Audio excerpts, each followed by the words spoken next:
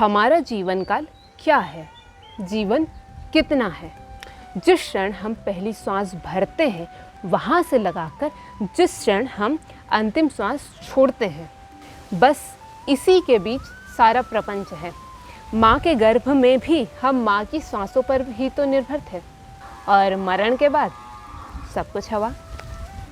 ये है एपिसोड 5। नमस्कार, welcome to Yogini the night. चाहे अंतरिक्ष में जाए या समुद्र की गहराइयों में, oxygen cylinder is compulsory, right?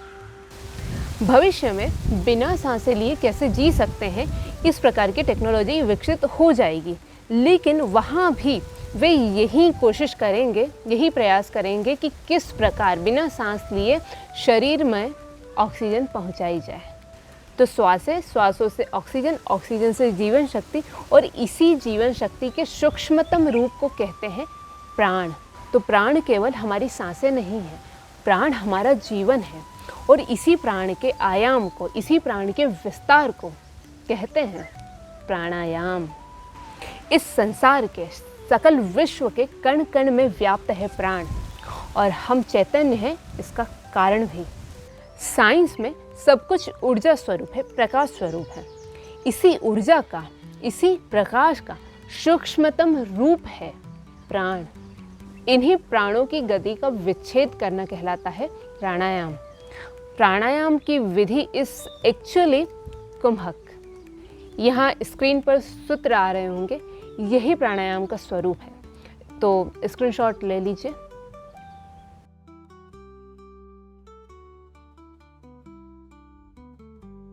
अब कुंभक को समझने से पहले जान लेते हैं कि यह प्राणों का आयाम, यह प्राणों का विस्तार करना क्यों है।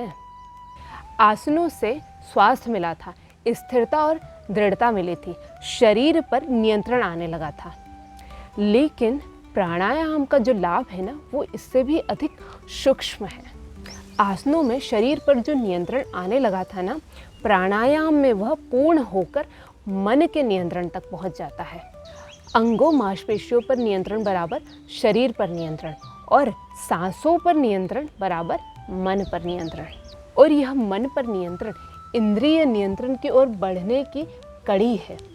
प्राणायाम की सिद्धि प्रत्याहार का द्वार खोल देती है। प्रत्याहार की बात हम अगले एपिसोड में करेंगे। यह है प्राणायाम का लाभ। आप अपने वशीभूत, आपका मन आपके अपने खेमे में। बाकी स्थूल लाभ तो आप जानते ही हैं, संसार उसकी बात करता ही है, मैं उसकी बात क्या ही करूं।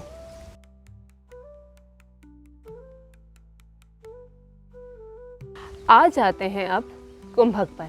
अभी जो लाभ देखे उन्हें पाने के लिए प्राणायाम तो करना ही होगा ना।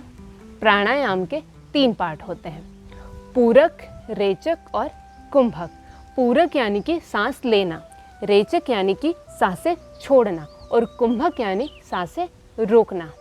अब यहाँ भी कुंभक 2 तरह के हैं, अंतः कुंभक या अभ्यंतर कुंभक और बाह्य कुंभक। नाम से स्पष्ट है, अंतः कुंभक और अभ्यंतर कुंभक यानी कि सांसें अंदर की ओर रोकना है, और बाह्य कुंभक यानी कि सांसें बाहर ही रोक देना है।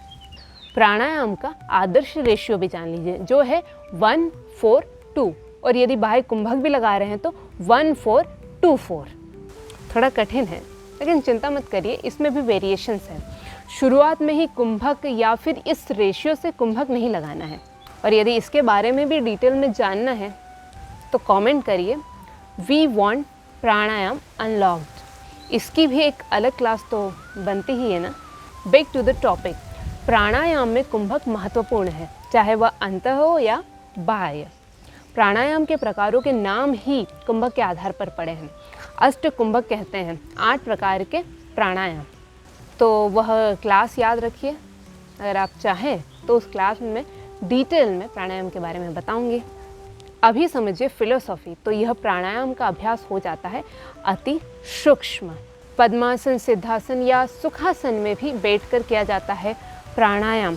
इसीलिए आसनों की सिद्धि भी आवश्यक है, ताकि लंबे समय तक एक आसन में स्थिर बैठकर प्राणायाम का अभ्यास किया जा सके। तो जब प्राणायाम अति सूक्ष्म हो जाता है, सांसों का आभास भी लगभग समाप्त हो जाता है, तो उसके बाद हम पहुंच जाते हैं प्रत्याहार में। फिर धारणा, फिर ध्यान, फिर अंततः समाधि और धीरे धीरे कैवल्य तक। प्राणायाम अज्ञान के अंधकार को हटाकर ज्ञान का प्रकाश फैलाता है। तो प्राणायाम ज़रूर करिए।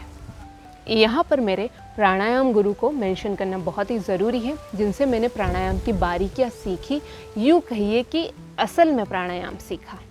योग साधना मंदिर मुंबई के founder Mohammad Sabir Shaikh, thank you so much sir. अब देखिए अगला एपिसोड। शुभकामनाएं।